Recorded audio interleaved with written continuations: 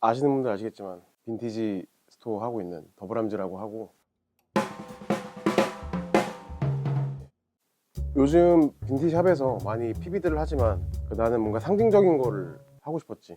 근데 그게 첫 시작이 이 블루 덱 자켓이었고, 작년 초에 너랑 이제 일본 갔었을 때 내가 그전에도 판매를 했었지만 계속 갖고 싶다고, 내가 입을 만한 사이즈 갖고 싶다 했던 게 딱 일본 갔을 때 있었고, 그거를 그때 한 700만 원인가 그랬었던 거를 바로 구매까지, 너한테도 말했지만 되게 사고 싶다고 계속 말했던 자켓이었어가지고 그렇게 시작을 하게 됐고, 그전부터 계속 일본에서 만들고 싶었던 그 욕망이 있었기 때문에 그 시발점이 된 모델입니다. 오리지널을 중점으로 두고 말하면은, 일단 덱자켓은 2차 세계대전 때 만들었던 옷인데 해군들의 갑 선상 위에서 입게끔 동계용으로 나왔던 모델 중에 하나인데, 블루덱이라고 해서 이게 덱자켓에 어떻게 보면은 제일 대표적이고 좀 초기 모델이라고 볼 수 있지. 원래 이전에는 이제 지퍼 형태의 모델로 1년 정도 나왔었는데, 그게 이제 바닷물이 맞으면서 부식도 되고 추운데 장갑을 끼고 일을 하는데, 이게 장갑 끼고 지퍼가 작아가지고 잠그기가 되게 힘들잖아. 여러 얘기가 많지만 제일 팩트적인 거는 지퍼의 활용도가 되게 낮았기 때문에 그 다음부터 방풍성이나 편의성이 더 높은 후크 타입으로 변경이 된 모델이야. 그 예전에 서머라이프 행사에서 지퍼로 된 덱자켓 본 적이 있었는데 그게 연식은 더 일찍이지. 그게 이제 42년도에 시작한 걸로 내가 알고 있고, 지퍼가 비교적 짧은 거지, 블루덱 이 자체가 되게 오래된 모델이 아니어가지고 현대에 와서 되게 품귀 현상이 일어나고 되게 귀한데, 봐도 원단이나 이런 게 너무 두껍고 후크도 막 6개가 들어가고 7개짜리도 있고 하니까 되게 돈이 많이 들어가잖아, 그 당시로 해도. 그래서 되게 값싸게 만들던 시절인데도 비효율적인 것 때문에 이후에는 이렇게 바뀐 거지. 갖고 있던 걸로 하면 한 5개 이상 정도 돼. 일단 지퍼 형태는 무조건 입을 만한 컨디션이 되면은 1000만 원 이상 돼버리고, 후크도 그냥 미국 현지에서 사야지, 잘 사야 500, 일본에서는 최소 800부터 시작을 하는 거지. 뭔가 네이비 컬러가 남아있다거나 새 것 같은 느낌은 거의 없지만, 그래도 컨디션 좋을수록 그 가격 갭이 되게 커진다 라고 생각하면 될 것 같아. 최근에 그 머시룸 빈티지라는 일본 빈티지샵에서 3,500만 판매가. 그거는 또 그것만의 히스토리가 있는데, 사실 걔는 내가 지금 제작한 거는 이 6 훅이라고 해서 6개의 후크로 되어 있는 모델이 원본인데, 그 모델은 이제 코스트가드들이 입었던 7 후크, 그래서 등판에 보통 US 네이비가 찍혀있는데 그 모델 같은 경우는 US 코스트 가드에다가 후크가 7개가 돼 있어. 그래서 좀 되게 더 레어한 모델이지. 부르는 게 가격이기 때문에 시세라는 게 없다고 생각합니다. 국내에선 더더욱이 없고, 이게 어디도 볼 수 있는 데가 나는 없다고 생각하거든, 솔직히. 개인적으로 소장하는 사람도 뭐 내가 감히 가늠할 수는 없지만 되게 극소수일 거야. 우선은 내가 밀리터리 자켓 중에서 플라이트 자켓도 물론 좋아하지만 제일 남성적이고 뭔가 웨어러블 하다고 생각하는 게 이 블루덱 형태거든. 사실 더 좋은 형태는 지퍼 형태지만 뭔가 후크라는 디테일 있잖아, 그런 일반적이지 않은 형태가 나에겐 되게 매력으로 다가왔기 때문에 이걸로 시작을 하고 싶었고, 그 무엇보다 내가 갖고 있는 게, 내가 입는 게 후크 타입이니까 시작했던 것 같고, 그리고 남들이 M69 필드 자켓이나 되게 유명한 뭐 브랜드에서 많이 하는 거 있잖아, 뭐 개파카 탱커 자켓, 뭐 또 뭐가 있을까, 뭐 아무튼 정글 퍼티그 뭐 이런 것들도 있고, 나는 메리트도 없을 것 같고 남들이 없는 원본이 뭐가 있을까 생각해보면은 이게 되게 대표적인 모델 중 하나였기 때문에, 원본을 있으면서 만드는 사람이 어디가 있을까, 우리나라에서는 더더욱이. 나는 그 메리트를 느꼈기 때문에 이 모델로 시작을 하게 된 거지. 더블함즈의 그런 굿즈들이 간간히 나왔었잖아요. 그죠. 근데 그거랑 좀 차별되는 점이 뭐가 있나요? 제일 큰 차이는 국내 생산이 아니고 일본에서 만들었다는 거지. 팬메이드로 만들었다는 건데, 뭐 제일 큰 하나는 이 가공이었던 것 같아요. 그리고 원단도 뭐 수입해 쓸 수 있지만 이 일본에서의 가공이 제일 컸던 부분이라서, 확실히 좀 내가 원하는 깊이감이나 워싱 정도, 그리고 내가 딱 어떤 부분들을 말했을 때, 예를 들면은 이런 페인팅 부분은 이 정도가 좋아요를 디렉션을 줬을 때 그 작업자분들이 캐치하는 속도나 이런 것들이 월등히 빨랐기 때문에 제팬메이드를 선택했던 것 같고, 누구나 아는 브랜드들이 다 있었거든요, 그 가공 공장에서. 그곳에서 진행을 했는데 샘플의 만족도가 너무 높았습니다.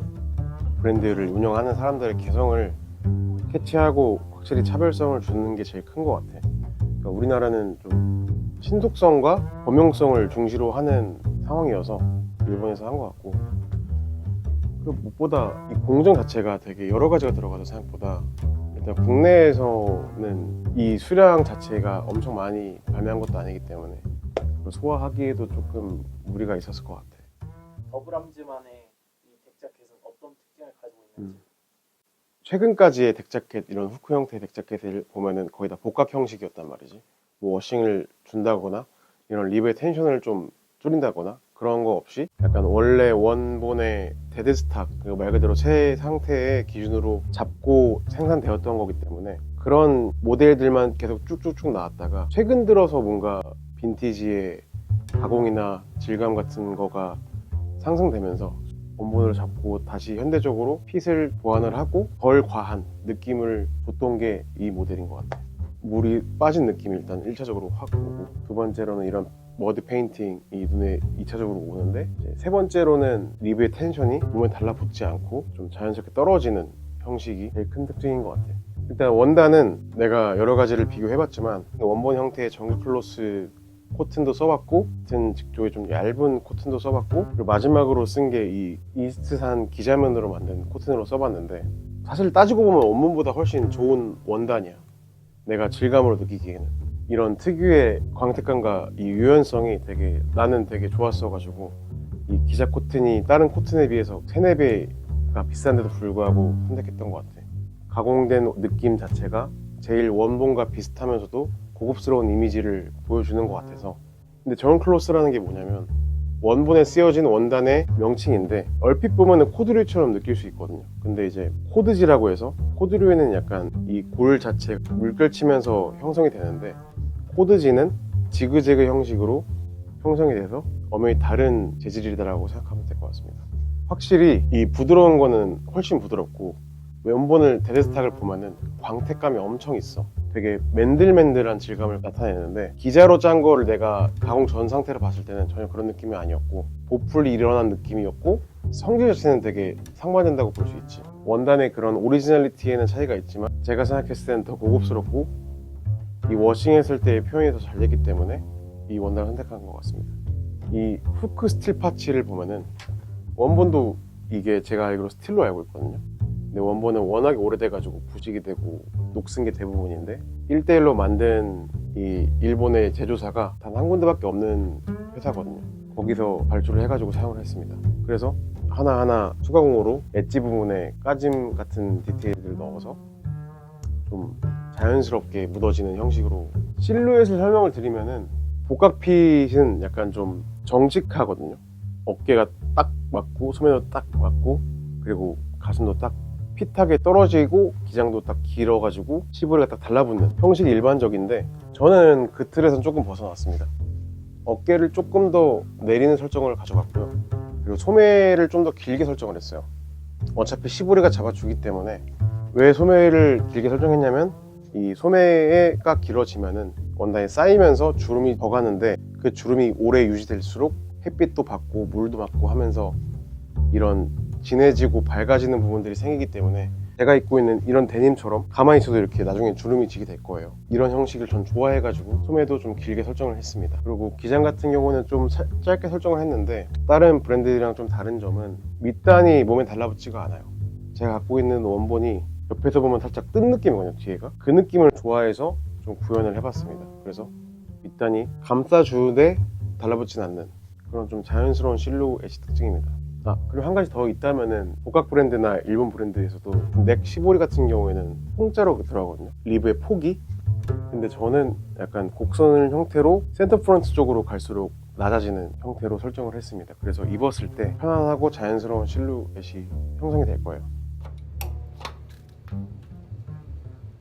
뒷말 다 빼고 일단 내 입장을 말을 해보자면, 나는 원래 성격이 그냥 하고 싶으면 해야 되는 성격인데, 장수로 치면은 뭐 몇백 장이 되진 않지만 되게 소량이지만, 그래도 금액대가 웬만한 컬렉션의 반 정도의 금액을 거의 써버린 거나 마찬가지란 말이지. 그리고 심지어 빈티지샵인데도 불구하고 브랜드도 아니고, 이런 고가를 내게 된 이유는 베이스가 내 빈티지샵 관점에서 바라보면은 납득이 될 수도 있다고 생각을 해. 그러니까 하나하나의 스토리가 담긴 그리고 하나하나의 가치가 담긴 것들을 위주로 판매를 하고 있다 보니까 나도 자연스럽게 그렇게 눈이 또 올라가고 만들다 보니까 계속 욕심이 생기는 거야. 막 샘플들 볼 때마다 아 이거 이랬으면 좀 더 좋았을 것 같은데 아 보이고 사업성이랑 되게 거리가 먼데 나도 알아.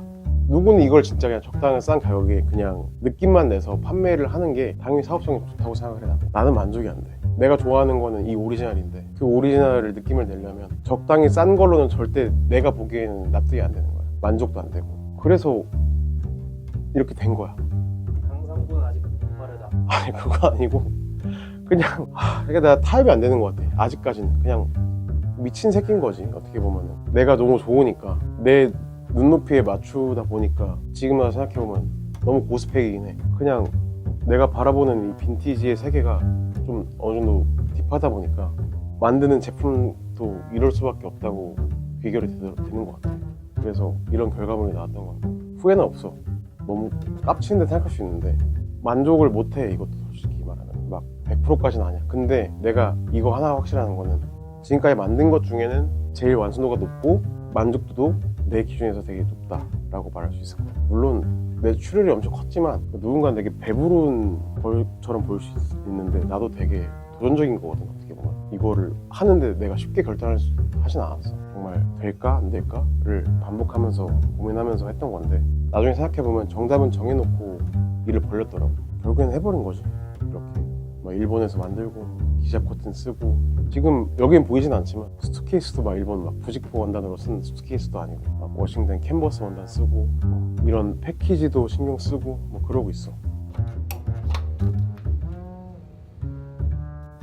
구차하게 들릴 수 있는데 그게 정말 높은 가격인 거 저는 인정합니다. 다 공개할 수는 없지만 같은 스펙으로 만들어진 일본의 유명 브랜드들을 비교를 굳이 해본다면 한 3,400만 원 선에 충분히 판매할 수 있을 정도의 퀄리티라고 저는 생각을 하고 있고 한 가지 말할 수 있는 건 이 가격 결정된 거는 최대한 내 기준에서 접근성이 있을 정도의 가격대라고 해서 선정한 가격이고 이거의 오리지널을 모르는 사람들도 충분히 많을 거기 때문에 오리지널은 구하기가 되게 어려워요. 막 38, 36까지가 대부분인데 막 40 이상으로 넘어가면은 그게 피가 더 붙습니다. 그냥 부르는 게 가격이라고 생각하시면 되고 제가 심지어 작년에 아까 말했지만 산 가격이 700만 원대였고 지금은 더 올라가고 있어요. 그 수준으로 비교를 해보자면 물론 이게 오리지널은 아니지만 그거에 못지않게 재해석이 돼서 표현이 된 거 치고는 되게 합리적이지 않나라고 뭐 개인적으로 생각합니다. 뭐 제 욕심인데요. 그 24년 초에 로에베 쇼에 조나단 앤더슨이 요거를 입고 나왔거든. 그때 이후로 뭐 인터뷰가 화제가 되면서 이 모델에 대해서 어느 정도 인식이 올라갔던 것 같아요. 그리고 심지어 나한테도 내 오프라인 할 때였는데 매장으로 전화가 많이 왔었어. 혹시 이 데쿡 자켓 있냐? 어떤 TV나 유명인이나 이게 입고 오면은 그게 되게 흔한 줄 아는 것 같아. 근데 정말 이거가 안 흔하거든. 전화로 와서 혹시 있냐? 그래서 내가 그랬지. 혹시 이 모델 알고 계시나요? 아니요, 그 조나단 앤더슨 님이 입고 있는 거를 봤는데 이게 빈티지라는 사실을 알게 돼가지고 그래도 뭐 우리나라에서 이런 딥한 거 하시는 분이 여기 더블람즈라고 해서 연락을 드렸다 해서 레어한 품목이고 있다고 한들 가격대가 되게 높습니다. 혹시 가격대가 얼마 정도 생각하고 계신가요? 이렇게 말했더니 한 100만 원대 정도로 생각하고 있습니다. 그러니까 내가 거기서 바로 힘이 좀 빠졌지. 나도 100만 원대 팔고 싶어. 일단 첫 번째로.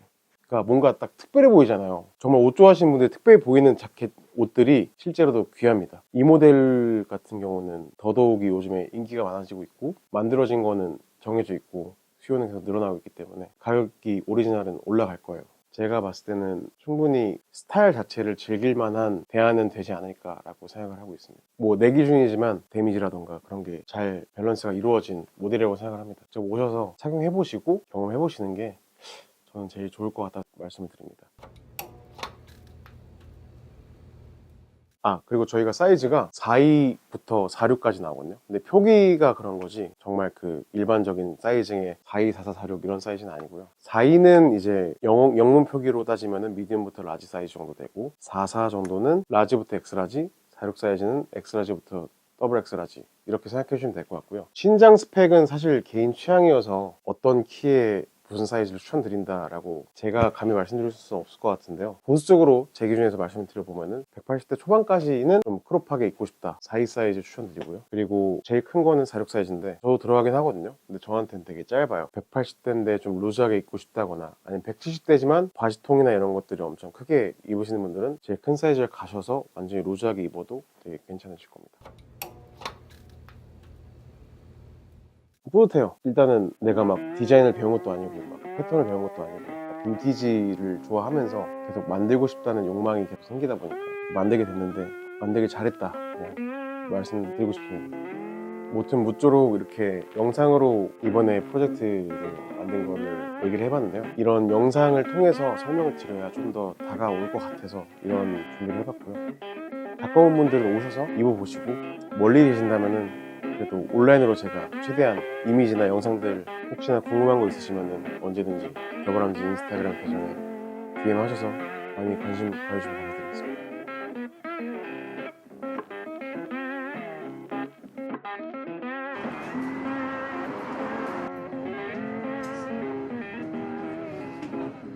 근데 이벤트부터 내주시면